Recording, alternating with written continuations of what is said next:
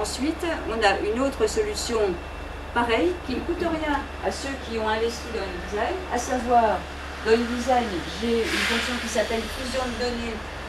La fusion de données, c'est quoi? Pour ceux qui savent un petit peu la bureautique, c'est du publibossage, tout simplement.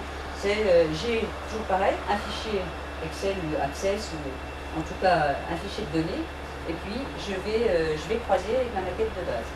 Alors, dans InDesign, c'est pareil, on va être un petit peu embêté, parce que comme on ne peut pas mettre de conditions, on ne peut pas faire que les remplacements d'images, par exemple, se fassent automatiquement, ce qui veut dire que j'ai été obligé de faire un fichier pour les hommes, un fichier pour les femmes et un fichier pour les enfants. D'accord? Ce qui donne un résultat tout à fait correct, on va dire. Hein.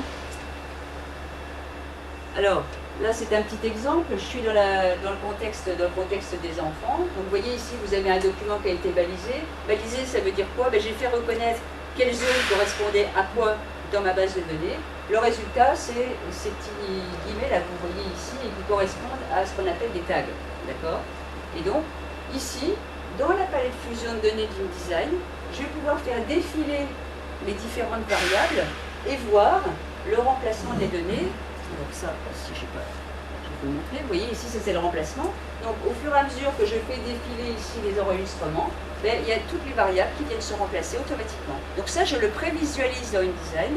Et à partir de là, je vais pouvoir soit dire j'imprime, et là tout le croisement va se faire directement. Ça ne coûte rien puisque c'est intégré dans InDesign, cette base, et qui vous permet de démarrer la fusion de données sans que ce soit trop compliqué pour vous. Mais il faut savoir préparer une base de données ou avoir quelqu'un qui vous la mette au carré. C'est essentiel.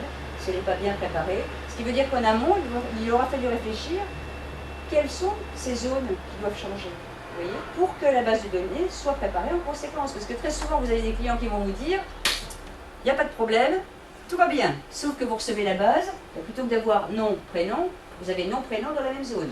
Ça veut déjà dire que ici, si je tag, il va se mettre un seul truc en même temps, vous voyez.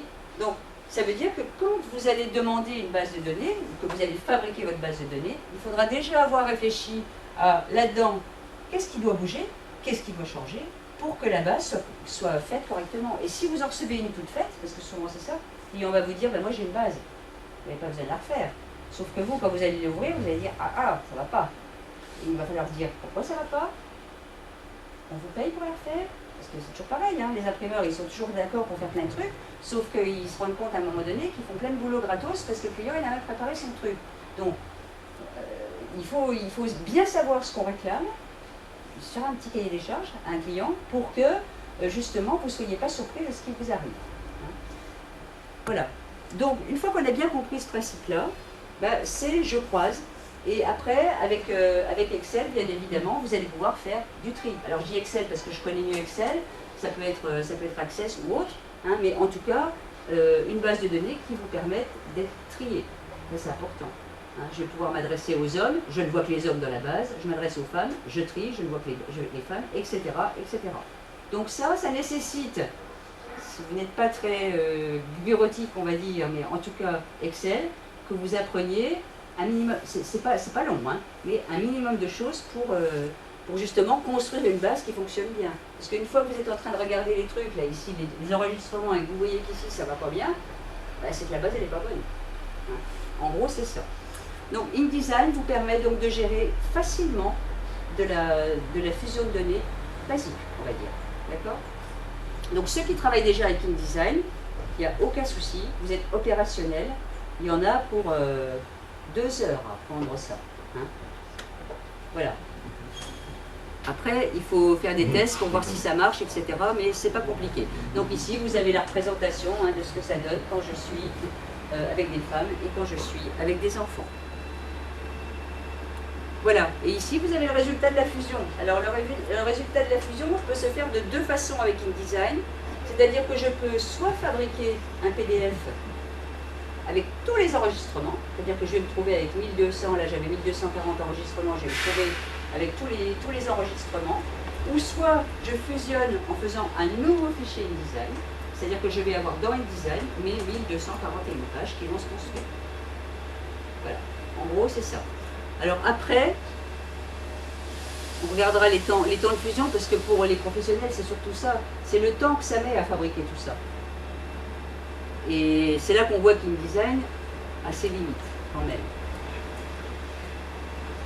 Voilà, donc vous avez ici dans Acrobat le résultat de la fusion, hein, c'est-à-dire que j'ai demandé les traits de coupe, les bords perdus, etc. Et vous avez ici donc les 1242 enregistrements. Voilà, donc un petit travail qu'on a fait avec mon collègue Jean-Pascal pour savoir un peu, bah ouais, InDesign c'est bien, il fait des trucs, mais ça met un certain temps. Alors que vous verrez dans les modules XMPy, c'est bien plus rapide. La fusion pour l'ensemble des données ici, j'ai mis 18 minutes pour la création d'un fichier InDesign fusionné pour un poids de 200 mégas, et j'ai mis ici 30 minutes pour la fabrication du fichier PDF, mais avec un poids du méga. Bien sûr, un PDF il est compressé. D'accord? Donc vous voyez, c'est pas négligeable. Ce qui veut dire que si vous devez faire de la très grosse production, bon, InDesign, déjà vous êtes limité, je ne peux pas faire des conditions, mais en plus, il y a un temps de rippage qui n'est pas négligeable. Hein. Enfin, moi, pour 200 mégas, vous aviez la maquette plus ce photo. Oui, oui. Vous n'avez pas travaillé par calque? Non. Bah, par quel site j'ai fait des Oui, mais un calque, je veux dire, oui. vous n'avez pas supprimé le calque de la maquette non. pour faire que... non, j'ai tout. Vous auriez pu faire... Non, j'ai tout. Donc c'est beaucoup plus gros et beaucoup plus long. Voilà.